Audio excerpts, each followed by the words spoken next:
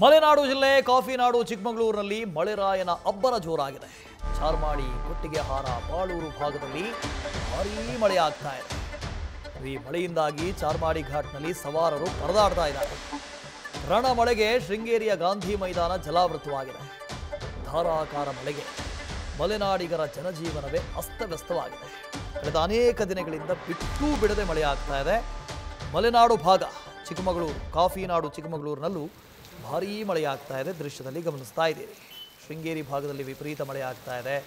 ಈ ರಣಮಳೆಗೆ ಶೃಂಗೇರಿಯ ಗಾಂಧಿ ಮೈದಾನ ಜಲಾವೃತವಾಗಿ ಹೋಗಿದೆ.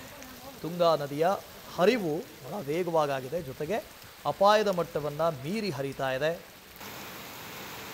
ಅಕ್ಕಪಕ್ಕದ ರಸ್ತೆಗಳ ಮೇಲೂ ಕೂಡ ನದಿಯ ನೀರು ಹರಿತಾ ಇದೆ. ಚಿಕ್ಕಮಗಳೂರಿನ ದೃಶ್ಯಗಳನ್ನು ಗಮನಿಸ್ತಾ ಇದ್ದೀರಿ. ಚಾರ್ಮಾಡಿ ಘಾಟ್ ಆಗಿರ್ಬೋದು, ಬಾಳೂರು ಆಗಿರ್ಬೋದು, ಶೃಂಗೇರಿ ಭಾಗದಲ್ಲೂ ಕೂಡ ವಿಪರೀತವಾಗಿ ಮಳೆಯಾಗ್ತಾ ಇದೆ. ರಣಚಂಡಿ ಮಳೆಯಾಗ್ತಾ ಇದೆ. ಭಾರೀ ಗಾಳಿ ಮಳೆಗೆ ಶೃಂಗೇರಿಯ ನೆಮ್ಮಾರು ಬಳಿ ಗುಡ್ಡ ಕುಸಿತ ಸಂಭವಿಸಿದೆ. ಶೃಂಗೇರಿ ಮಂಗಳೂರು ರಾಷ್ಟ್ರೀಯ ಹೆದ್ದಾರಿ ಸಂಚಾರ ಬಂದಾಗಿದೆ. ಬೆಳಗ್ಗಿನಿಂದ ಸುರಿದ ಮಳೆಯಿಂದಾಗಿ ನೆಮ್ಮಾರು ಬಳಿ ಗುಡ್ಡ ಕುಸಿತ ಆಗಿದೆ. ಶೃಂಗೇರಿ ಮಂಗಳೂರು ರಾಷ್ಟ್ರೀಯ ಹೆದ್ದಾರಿ 169ರ ಸಂಚಾರವನ್ನು ಬಂದ್ ಮಾಡಿದ್ದಾರೆ. ಕೆರೆಕಟ್ಟೆ, ಬಜಗೋಳಿ ಮಾರ್ಗವಾಗಿ ಮಂಗಳೂರಿಗೆ ಸಂಪರ್ಕವನ್ನು ಬೆಸೆಯುವಂಥ ರಾಷ್ಟ್ರೀಯ ಹೆದ್ದಾರಿ 169ನ್ನು ಕ್ಲೋಸ್ ಮಾಡಿದ್ದಾರೆ. ನೆಮ್ಮಾರು ಗೇಟ್ನ ಬಳಿಯಲ್ಲಿ ಗುಡ್ಡ ಕುಸಿತ ಸಂಭವಿಸಿದೆ. ಇದು 3ನೇ ಬಾರಿಗೆ ಗುಡ್ಡ ಕುಸಿತ ಸಂಭವಿಸ್ತಾ ಇರೋದು. ನೆಮ್ಮಾರು ಗೇಟ್ನ ದೃಶ್ಯಗಳನ್ನು ಗಮನಿಸ್ತಾ ಇದ್ದೀರಿ. ಅಲ್ಲಿಂದ ನೇರವಾಗಿ ಮಂಗಳೂರಿಗೆ ಸಂಪರ್ಕ ಕಲ್ಪಿಸುತ್ತೆ. ಕೆರೆಕಟ್ಟೆ, ಬಜಗೋಳಿ, ಕಾರ್ಕಳ ಈ ಮಾರ್ಗವಾಗಿ ಮಂಗಳೂರಿಗೆ ಸಂಪರ್ಕ ಮಾಡುವಂಥ ರಾಷ್ಟ್ರೀಯ ಹೆದ್ದಾರಿ 169 ಈ ಹೆದ್ದಾರಿಯನ್ನು ಕ್ಲೋಸ್ ಮಾಡಲಾಗಿದೆ. ನೋಡಿ, ದೃಶ್ಯದಲ್ಲಿ ಗಮನಿಸ್ತಾ ಇದ್ದೀರಿ.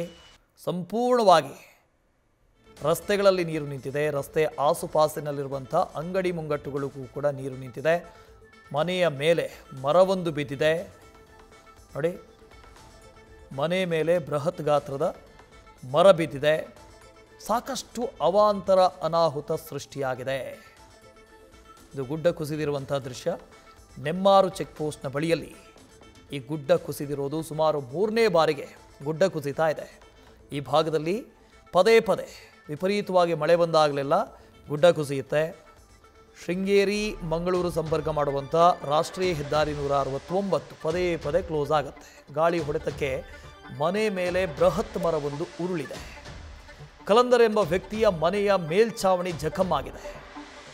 ಕೊಪ್ಪದ ಅಗಳಗಂಡಿ ಹೆಗ್ಗಾರು ಕೂಡಿಗೆಯಲ್ಲಿ ಈ ಘಟನೆ ಆಗಿದೆ. ತಳಿಹಳ್ಳ ಬಳಿ ಮರ ಬಿದ್ದು ವಿದ್ಯುತ್ ಕಂಬವೊಂದು ಧರೆಗುರುಳಿದೆ. ಸಾಕಷ್ಟು ಅನಾಹುತ ಆಗಿದೆ.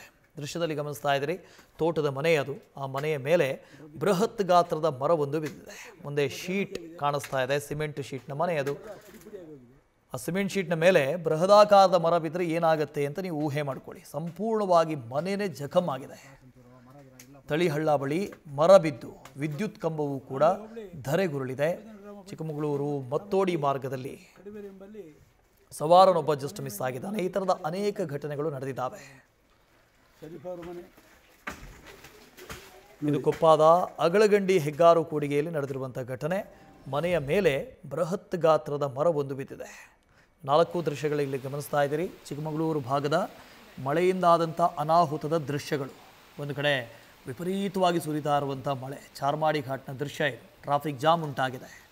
ಇನ್ನೊಂದು ಕಡೆ ಶೃಂಗೇರಿ ಗಾಂಧಿ ಮೈದಾನ ಜಲಾವೃತವಾಗಿರುವಂಥ ದೃಶ್ಯ. ಇನ್ನು NH 169 ನೆಮ್ಮಾರು ಗೇಟ್ನ ಬಳಿ ಗುಡ್ಡ ಕುಸಿದಿರುವಂಥ ದೃಶ್ಯ. ಮರ ಉರುಳಿ ಮನೆ ಜಖಮ್ಮಾಗಿರುವಂಥ ದೃಶ್ಯ. 4 ದೃಶ್ಯಗಳನ್ನು ಗಮನಿಸ್ತಾ ಇದ್ದೀರಿ. ಮಲೆನಾಡು ಭಾಗದಲ್ಲಿ ಮಳೆಯಿಂದಾದಂಥ ಅನಾಹುತದ ದೃಶ್ಯಗಳಿದು, ಅವಾಂತರದ ದೃಶ್ಯಗಳಿದು.